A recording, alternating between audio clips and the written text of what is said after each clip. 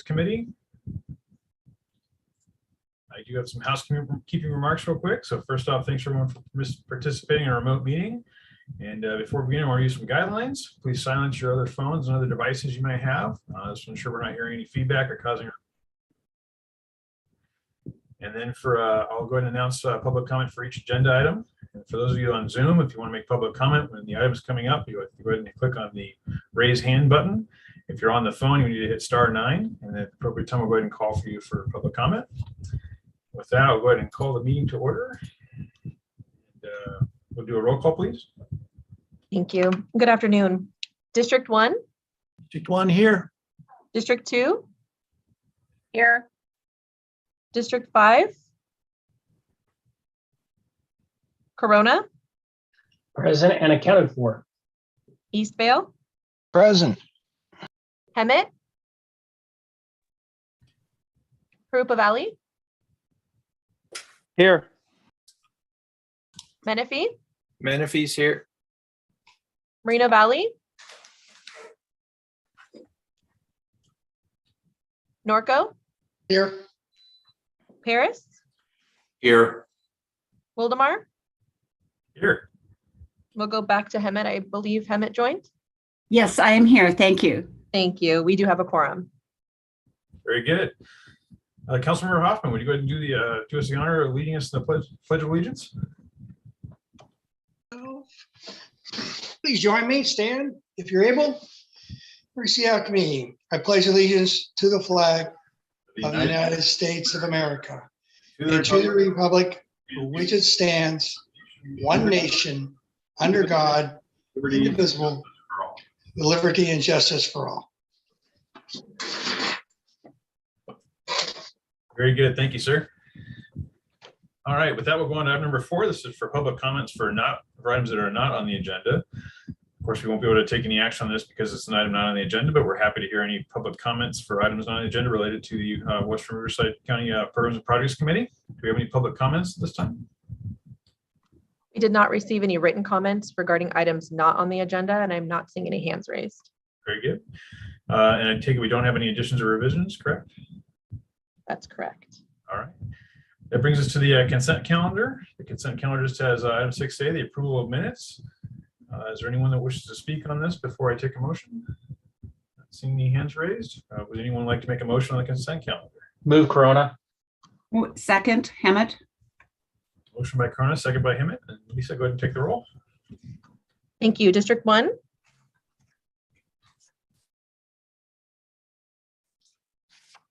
District 1? District 2? Yes. District 5? Yes. District 5's yes. Thank you. Corona? Aye. East Vale? Aye. Hemet? Yes. Parupa Valley? Aye. Menifee? Aye. Moreno Valley? Norco? Yes. Paris? Yes. Wildemar? Yes. Thank you. The consent calendar passes. I see that Supervisor Jeffries joined us again. Do you want to put a yes on it? I'm an aye. Thank Very you. All right. That brings us to item number 7, preparations and plans for Mid-County Parkway. Ann, you have an update on this item, I take it? I do, yes. Thank you very much, Chair Benoit and commissioners. The item intended to be before you this afternoon related to the Mid-County Parkway construction package number 2 plan specs and estimate was intended for you to consider award of a contract to a design firm to start the design process for the second phase of Mid-County Parkway, the Mid-County Parkway project. As many of you know, it's long been an important priority for this commission.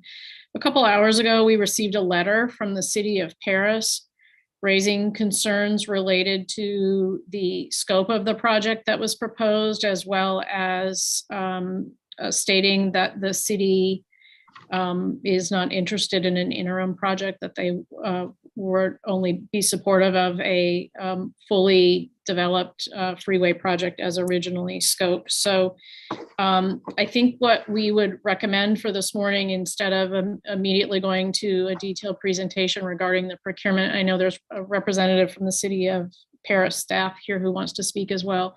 What I would recommend today is that we have David Lewis go through part of his presentation for you today so that you have the background information and some historical reference on the project itself.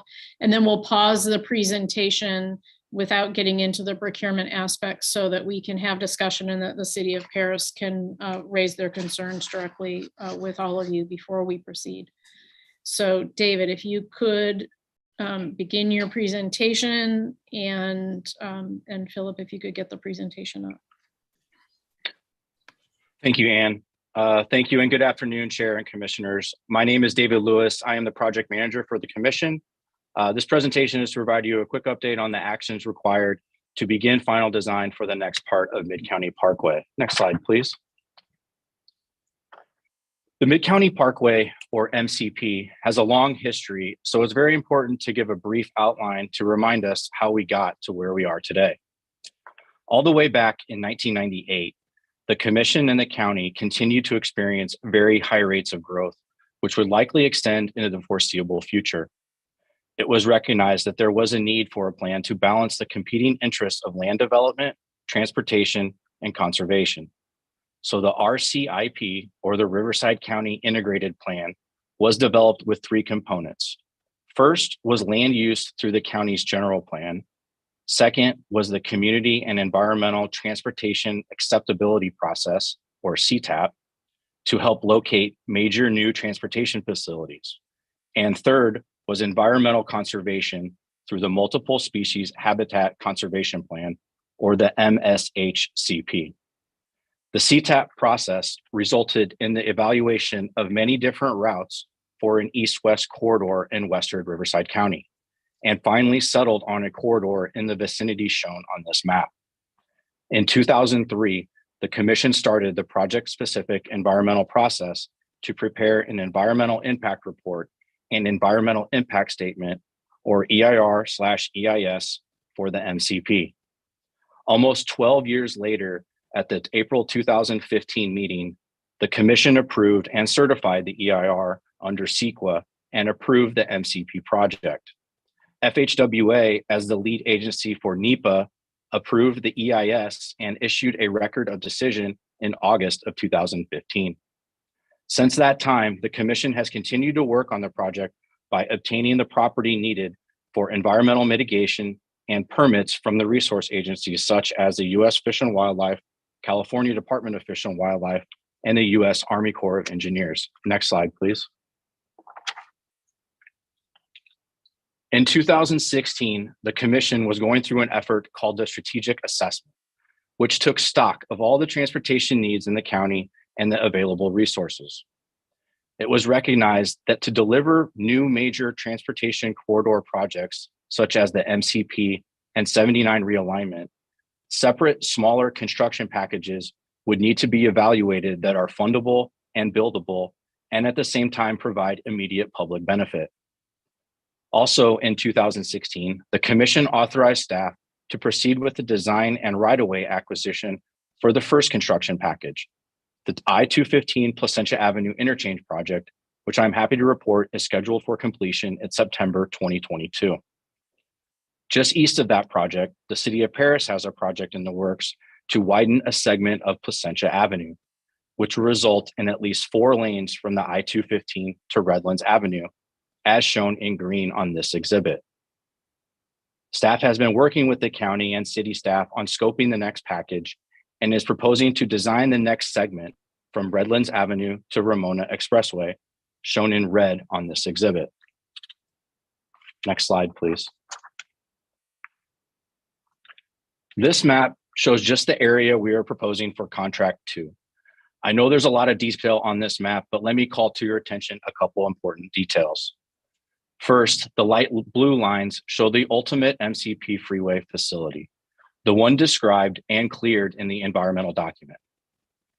At the west side or left side of the map is Redlands Avenue. And on the east side or right side of this map is Ramona Expressway. The dark red shows the construction package 2 that we are proposing for our design. In working with the city and county, we developed a section that is 2 lanes wide, 1 lane in each direction from Redlands Avenue to Wilson, which is a distance of about 1 mile, and 4 lanes, 2 in each direction from Wilson to Ramona Expressway. The reason why the eastern part has 4 lanes is because that is a steeper section and there will be slower moving vehicles in that area. To address safety concerns that the county has been experiencing on its higher speed roads, a center median barrier is also included. The preliminary construction cost estimate for this package is $142 million. Funding for construction has not been identified at this time. Although the EIR anticipated that the MCP would ultimately be a Caltrans facility, this part of MCP is not connected to the state highway system. Also, Caltrans has indicated they would not accept ownership or maintenance of MCP until the facility is complete.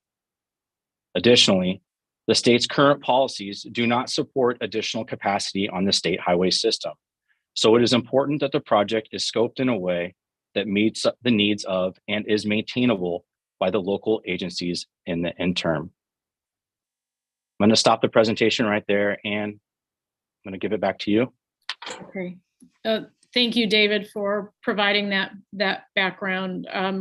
There was more to the presentation related to the procurement process itself for the design package, but we feel it's important to make sure that we pause in the discussion for the city of Paris to be able to raise their concerns with their project and for there to be a conversation amongst the committee members about how to proceed. Certainly, understand the city's desire that the full corridor be built all at once. And frankly, if we had all of the money to do that, we would be doing that. And unfortunately, that's not the situation that we're in.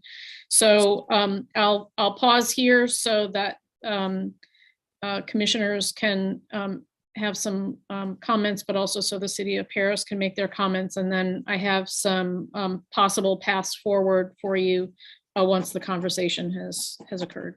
Thank you. Very good.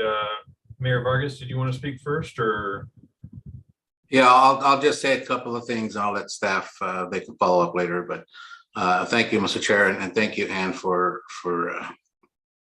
allowing this to even happen, this discussion. But so obviously this project, everyone, this is all before our current council, and we understand the project, the needs in the region, but there are 3 issues that I'm concerned about, and the council as well.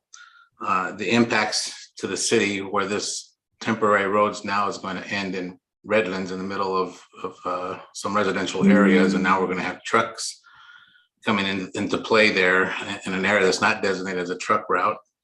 The second one that's more concerns for me is there's now a high school in place that was not there at the beginning of the stages of this when this was even being thought of. And we're cutting off a roadway that's to the rear of the campus that's utilized by the vast majority of our neighborhoods that walk to school in that direction. That street's going to be cut off. It's called El Nido. Wilson's going to be cut off. We understood that. That's in the original plans. Everybody will be forced now down to Evans, and there's basically going to be one road to get to this high school. And as you all know, the way schools are built this way, I can just imagine the nightmare I'm going to have with my constituents. And then also the third thing would be is the EIR. This is a different alignment than what was discussed in the original EIR. So staff will probably talk more about that, but those are some of the concerns that the city council does have. I'll let you, it's up to you, Mr. Chair, what you can let staff go now or somebody else. Yeah. Thank you. If you let your staff go, it's Kenneth Young, film, right? Kenneth Fung. Go ahead, sir.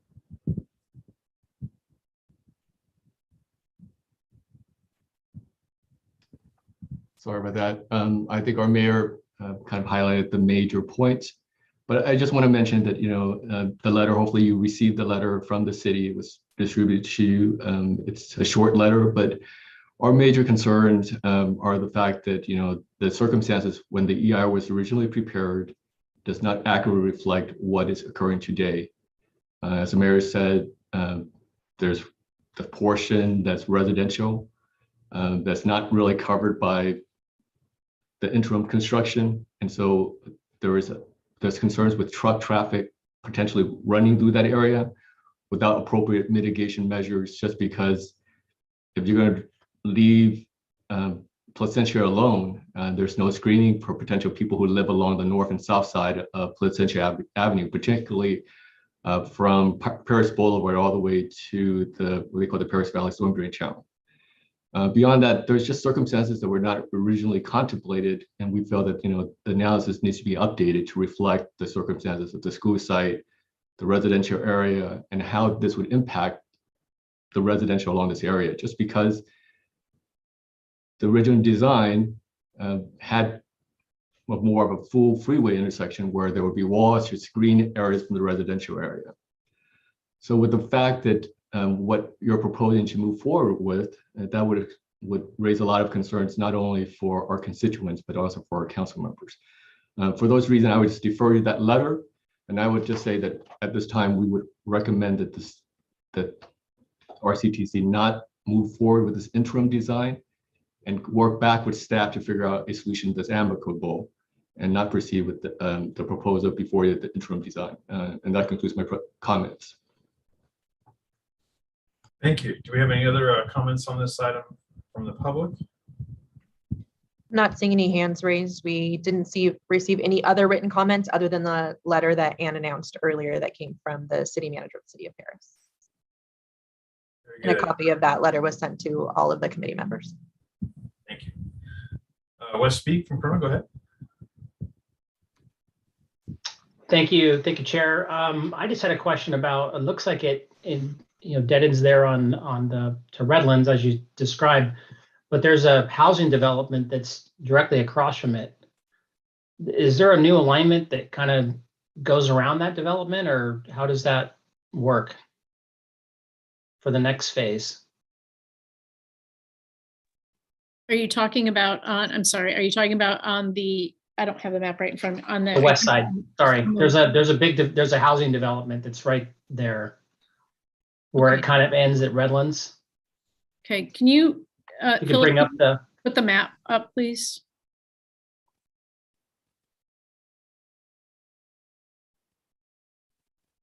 So on the extreme left side of the screen, it looks like the original alignment, or the alignment goes through this housing development that's there. It's just off the screen right there, yeah. Mm-hmm. There are a number of impacts on residential units for the ultimate Mid-County Parkway. Okay. When the alignments were being considered, there were other alignments to the north that did not have any impact on residential or had minimal impact on residential areas. The alignment that you see here in blue was the city of Paris's preferred alignment at the time. Okay. In 2013, this was their preferred alignment. Okay. All right. That's the only question I had. Thank you. Any other board member questions? Yeah, I'm trying to do a raised hand, Ben. Go ahead, Mayor. So just so we know, that housing tract that Commissioner Speak is talking about, that is on the west side of where this would continue, if it continued west, is that a new housing tract that recently came online after the original studies and approval of the alignment, or has that been there for a while? Looks like a mobile home park. I am not aware of new housing developments being built within this preferred alignment. Maybe city staff can correct me. It was my understanding that when the environmental document was approved for this corridor, that was added to the city's general plan. I do not recall developments in this corridor coming through for development since that time. I would defer to the city though, but normally we would be notified of a development in that footprint. So I don't know, Mr. Chair, I don't know exactly also when those, so there are quite a few homes there west of Redlands, as Commissioner Speak brought up. And they will be impacted in several 17 to 20 homes, if not more. I don't know if Kenneth Fung knows, but there will be quite a few homes that are going to be taken out at the ultimate built out, not at this temporary. Kenneth, do you recall or know if the houses were there before or after? I'm just going by recollection here. I believe those mobile homes were there at the time when this project was approved.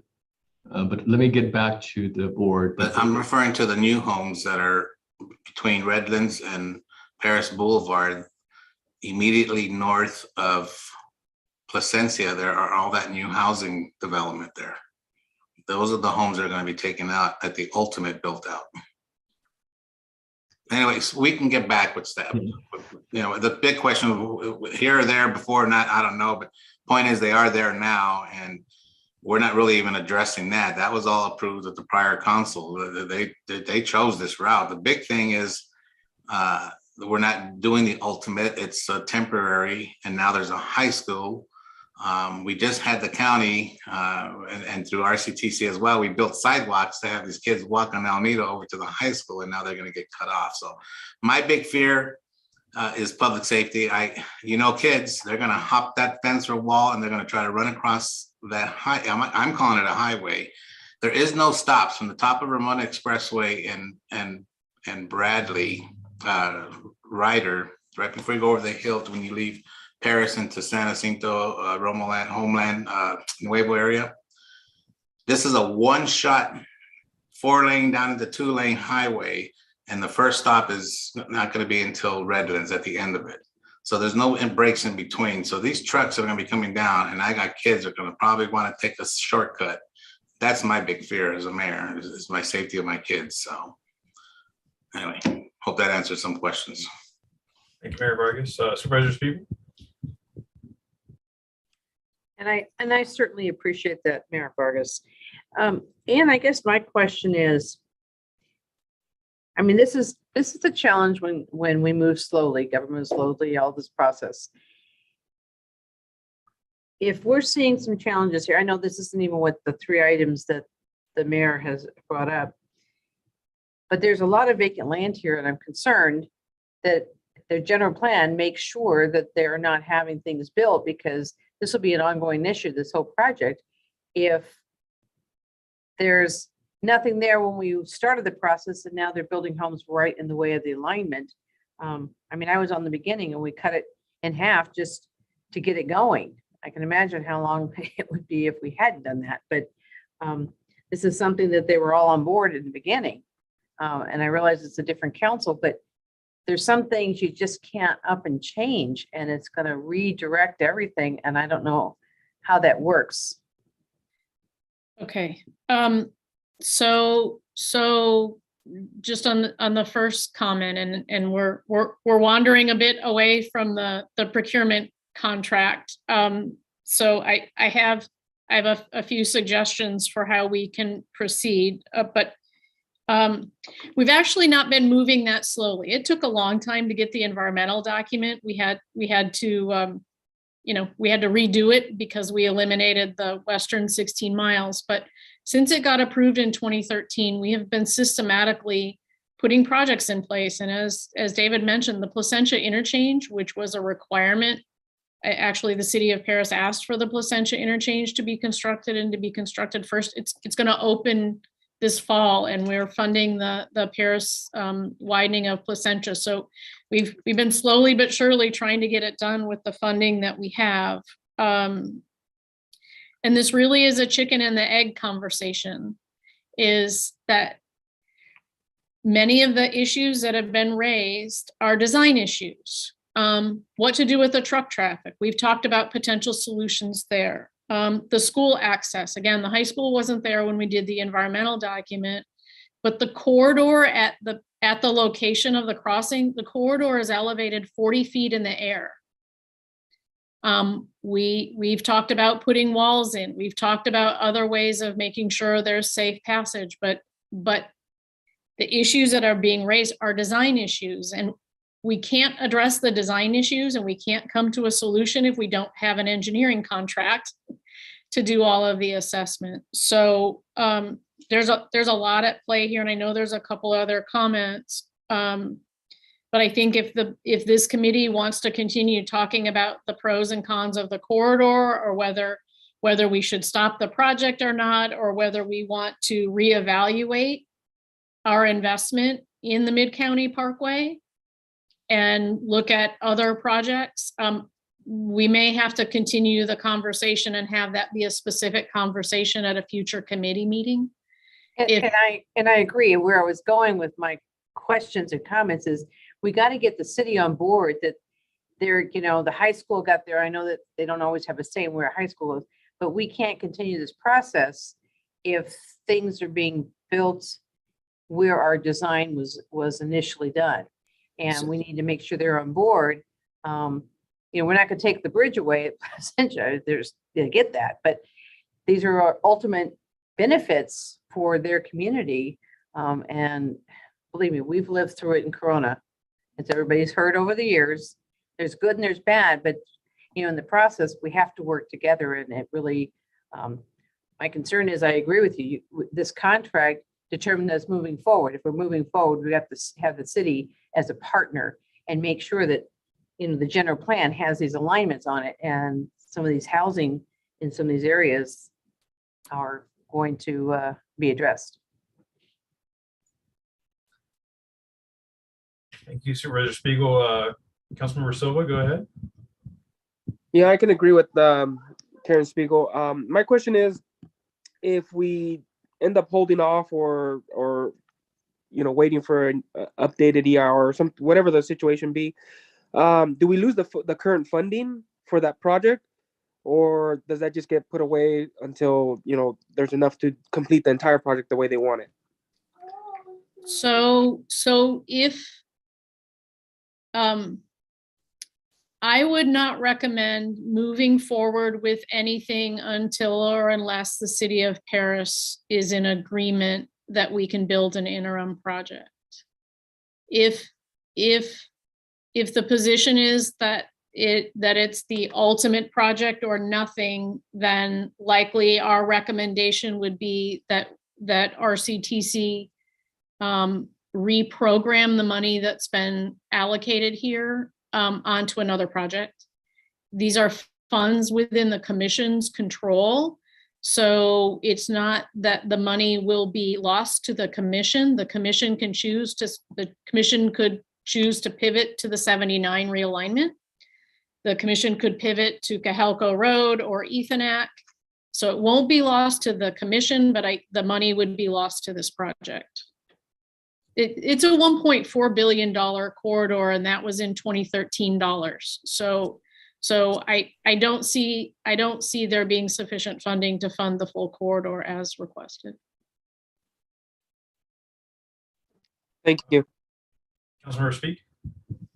Yeah, I just had a comment. As an area that was impacted by an interim project, there are downsides that come to them. The positive part that the project, eventually gets, done, gets closer, gets, you see the benefit. And, one of the things I was going to mention at the end of the call today, that the average speed between the I-15 and the 241 today at 7:20 in the morning was 41 miles an hour, which is a substantial increase in what it was, just a few years ago. So there's benefits that come from an interim project, and then there's negatives that come from an interim project.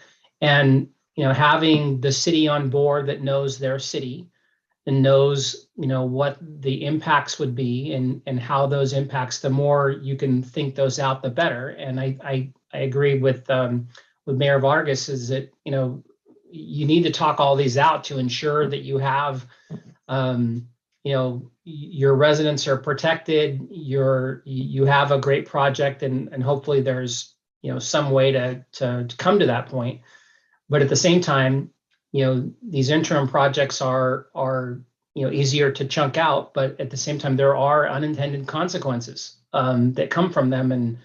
And frankly, the city of Paris is in the best position to make that call. So just, a little bit of foreshadowing, but it would be good to hear what those changes would be and what they could possibly be in order to still make the project, or maybe those funds are reprogrammed in the short term, and we come back, to try and find what the overall project was going to be. Because I'm, looking at the overall project, and it's impressive, not just from a dollar standpoint, but from an engineering standpoint. So, whether or not, if we start engineering, something now that ends up being an interim project, I think is, getting buy-in from the city is very important. Thank you. Thank you, Wes. Board Member Kaufman, go ahead. Oh, you're on mute. Yeah, I'm good now. I'm like, this is going actually to Ann. Ann, in reading the staff report, so you already had for the engineering group, and correct me if I'm wrong, the $13.5 million is what you figure it was going to be for this project? Is that what it states? For the design work, for the design work, correct. Mhm. So that money is still sitting there, correct? Yes. And so what you're saying, if we don't do this, that money can be used on another part of this project or a different project, correct? If that money is not used, and frankly, I do not recommend that you take an action to award this contract today. I don't think this commission should spend any more money on Mid-County Parkway if there's not political support for it. So I wouldn't recommend you take an action to allocate that 13 million today. No, that's what I agree with you about trying to do that. Yeah, if the 13 million is not allocated to this segment of the project, we would recommend that it be programmed on a different project the commission has, not on Mid-County Parkway. Okay, that was my question. Thank you. Yep. And expanding on that just for a minute, is there other funds that were programmed towards this besides what we're seeing in this item right here? Are there any other construction dollars that we've already sort of earmarked for this project? Well, the project that's under construction right now, Placentia Interchange, we probably would not have proceeded with Placentia, but that's under construction, so that's money spent. I would have to look to see. I think we have money programmed on the city's Placentia widening project. I don't know that that's gone to construction yet, so that might be a small amount. And there is the Sweeney mitigation property that we rehabilitated near the river that we have some ongoing expenses. Sorry, Jillian's telling me how much, right? How much? Okay, Jillian just told me we have $36 million worth of federal funds programmed on right-of-way. So probably and it's obligated. So we would probably have to unprogram that money and potentially lose that federal funding for this project because it was already allocated. We would not recommend proceeding with buying more right away on the corridor if the project isn't going to proceed. So the answer is yes, there's much. Sorry, it took me a long time to get there. And thank you to Jillian for stepping in. So we would need to unprogram money. So I guess my hope would be is that we table this for today, but if we work with the city, the items that Mayor Vargas brought up, if we can accomplish some of those items as far as the transportation to the high school, find some other avenues there or not, or find some other mitigation to this plan and then get it designed. Unless the city's stance is that they just do not want the interim project, which if that's the case, then this whole thing seems to be on hold at this point until we can fund the entire thing. Now, I guess my other question is if the interim project, we're hearing somewhere between what's the total dollar amount versus what would the cost be for the final part of that project in that area? What's the difference that we're being asked to look at potentially building just the permanent section there? What would that cost difference be? Marlon, do you know, the whole corridor is a couple of $1 billion. Right, but just, it sounds like the city is asking about this particular section. Is that correct, Mayor? For just that segment, it would probably several $100 million more. The consensus of the council is, if you're gonna do it, just do it to the ultimate, the way it was originally planned, because there would be an interchange at the Evans Street off ramp. That's their position. That's the consensus of the council. That's just for that section that we're talking about, right? Not the entire length, right? Well, they're only referring to what's impacting them in the city. So yeah, I would have to say yes. Well, I think we need to bring this back for some other discussion. And I would also highly encourage Ann to come and give a presentation and speak with my council as well. And I think you're ready with the dollar amount difference and what we're asking for here. So we know what we're talking about. Happy to do so. Commissioner Hoffman, you still have your hand raised. I think that was from earlier. Okay. And then I'm sorry, the city manager from Paris, so you want to speak again, or? Yeah, I'm the director of development services. I'm sorry, sorry, I didn't mean to give you a raise there. No problem. The mayor can give me a raise, but real quickly, I looked the record for the residential area on the north side of Placentia between Redlands and Paris Boulevard. Those were built in 2005, so they were approved. They were in construction prior to the cities. During that time, the council approved that, knowing that that project was already in place. In regards to all the residential on the east side of the Paris Valley Storm Drain Channel, east of Evans, that's all the county south of Ryder Street, even including that school. That's actually in the county. And so I know that the county approved also a track in that area, and I think they approved it knowing that the Mid-County Parkway is going through. I'm not sure if that's under construction yet or not, but that's all. The schools in the city, the borderline is Orange. Half of Orange is the north side of Orange is county, and the south side is city. So we have a really jagged borderline. Yeah. It's okay. All right. Well, we think we have enough direction for staff at this point. We need to table this item, it sounds like, and I hope that we can work through these issues because my worry is that if we don't, we will see this money get spent and gobbled up with plenty of other great projects across this county. And the sad part is that then we have an EIR that we've done all this hard work, plus the physical investment, that potential interchange, that has all been lost for naught. And I hope that that's not what we're going here, but I do recognize we need to have some more communications and hopefully can bring this back. And my thought is if we don't have any further comments, we'll go ahead and move on. Any other questions? Okay. Thank you all. We'll go on to item number 8, the Marchfield Metrolink Station and Track Platform Expansion Project. Bryce, I hope that March Airfield still wants this project. Yes, this one is still moving forward, fortunately. And good afternoon, commissioners. I'm Bryce Johnston, construction manager for the commission. And today I'm requesting approval of a construction contract, the supporting agreements and additional funding for the Moreno Valley Marchfield Metrolink Track and Platform Expansion Project. Slide. This project is located at the existing Moreno Valley Marchfield Metrolink station on the west side of Interstate 215 south of Alessandro. This map indicates the location of the station and the length of the new track that's part of the project. Slide. The Paris Valley line is the Metrolink, the Paris Valley line is the Metrolink extension built by the commission and opened in 2016. It extends from downtown Riverside to South Paris, a distance of about 24 miles.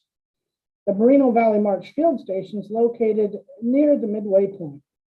This project will add 2.7 miles of a double track and a passenger platform adjacent to this new track. These improvements will allow trains to pass each other on this line, allowing much more flexibility in scheduling of train service and allowing additional or reverse commuter traffic, because currently only one train can be anywhere on that line and at the current time. Slide. The procurement process for this project, as it was advertised on October 14th of last year, 2021, 132 firms downloaded the bidding documents. 30 of these firms were Riverside County firms.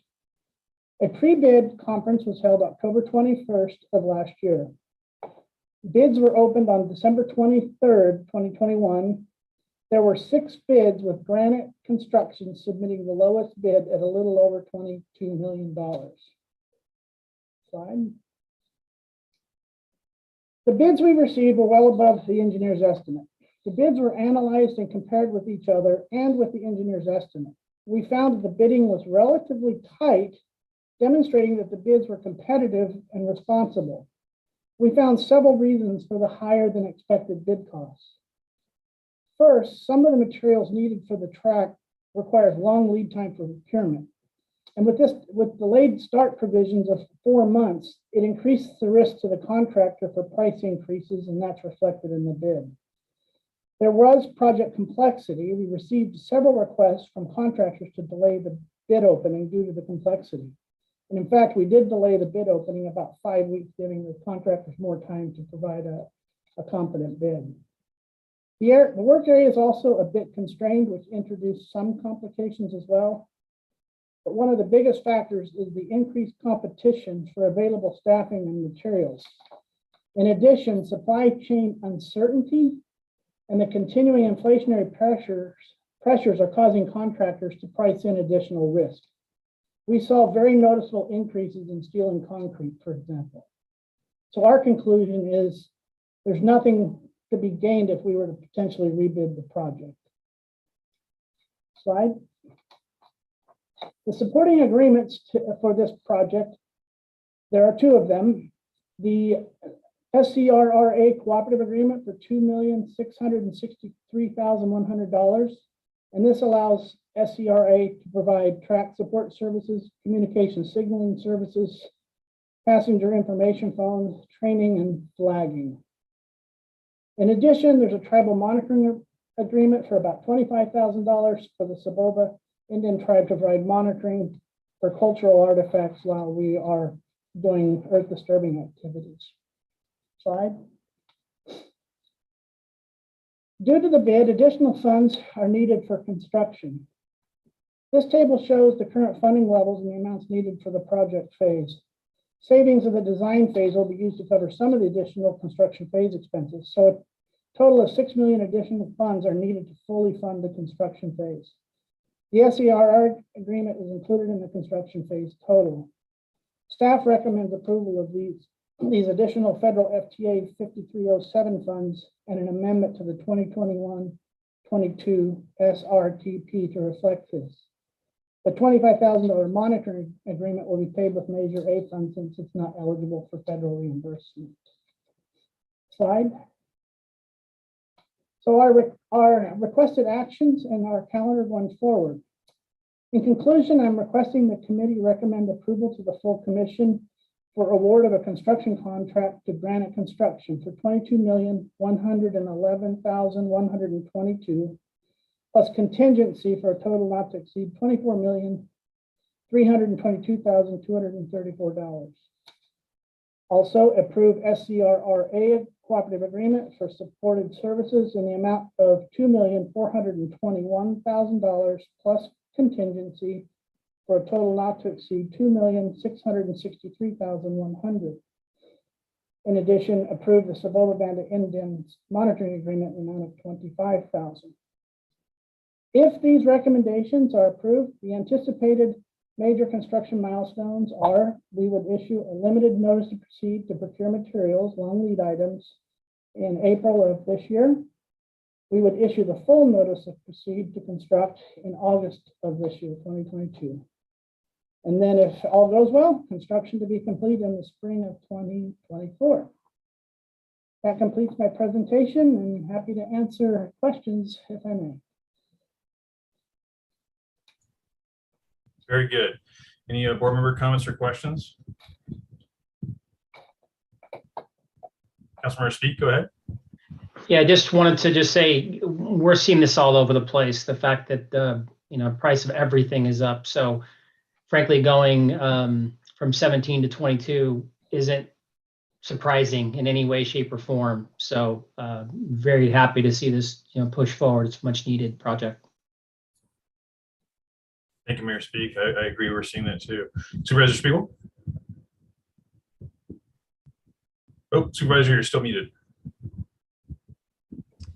From the station, the platform that's at the base to the one that's up north, and I can't remember which one, was that University? Which one was it? Anyway, what's the distance between those? I would have to have Sheldon, if you're on the call, I don't know the extent of all the stations on Paris Valley Line, sorry. Are you referring to between Moreno Valley and Hunter Park?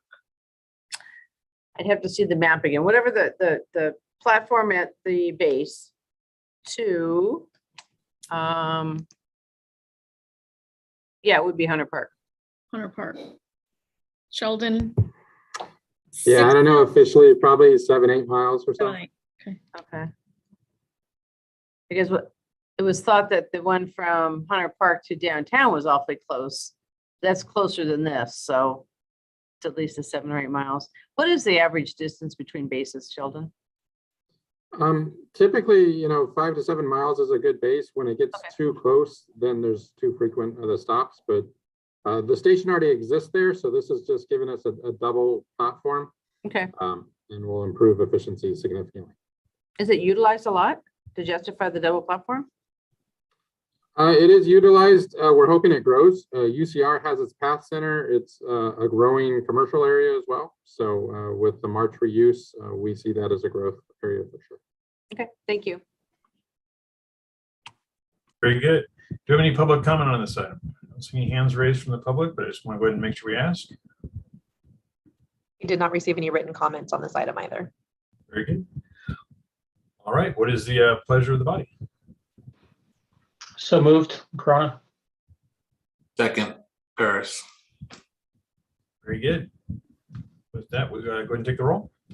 District 1, District 1, yes. District 2, Yes. District 5, Yes. Corona, Aye. Eastvale, Eastvale, Hemet, Yes. Harupa Valley, Aye. Menifee, Yes. Moreno Valley, Yes. Norco, Yes. Harris, Yes. Wildemar. Yes. Thank you. Item 8 passes. Eastvale, I apologize. Can you hear me? Yes, Okay, Eastvale is aye. Thank you. thank you very much. Very good. That brings us to our executive director report. And Mary, do you have anything else that you want to update us on? Sure, just very briefly. We opened bids for the I-15 interim corridor operations project. The process hasn't been completed, which is why it's not at this committee today. But so that we don't lose time, we are taking this straight to the commission next week. So just to let you know, that will be on the agenda to approve the construction contract. We did not want to lose time, so we're bringing it straight to the commission. Normally it would come to this committee first, but we thought that you all might prefer that we just hurry up and get to it. So that is coming to you next week as part of the March agenda for the full commission. And then speaking of the March meeting next week, it will either be hybrid or in person. The decision-making factor there will be depending on what happens at the Board of Supervisors meeting tomorrow. I think they're considering some things on their agenda that could dictate whether or not we are hybrid or in person. So stay tuned. We are at a minimum hybrid, possibly all in person next week for the March meeting, and we'll be sending out that agenda, Lisa, I think on Wednesday. That's correct. Yes. Okay. So. Very good. Information. Thank you. All right. Any commissioner comments? Mayor Speak, go ahead. I just wanted to, I know I mentioned it briefly earlier, but I just wanted to say thank you again to, all my colleagues and to staff and to the director on how well things are working on the 91. I constantly, it's kind of a little weird tick that I have. I check the 91 average speed every single morning, and it's been consistently wonderful. So I just want to thanks again to, like I said, all my colleagues here and to staff for taking a project and really talking about it, hitting the gas, getting it done and getting it done quickly. So thank you again. Our next goal will be the 60 in Moreno Valley, you guys, because it's horrible. Love it. Love it. All right. Any other comments, everybody? If not, we'll go ahead and adjourn. Our next meeting will be back here on the 28th of March at 1:30, and hopefully looking forward to seeing as many people as possible in person for our next meeting as well. So with that, we'll go ahead and adjourn. Everyone have a great day. Thank you.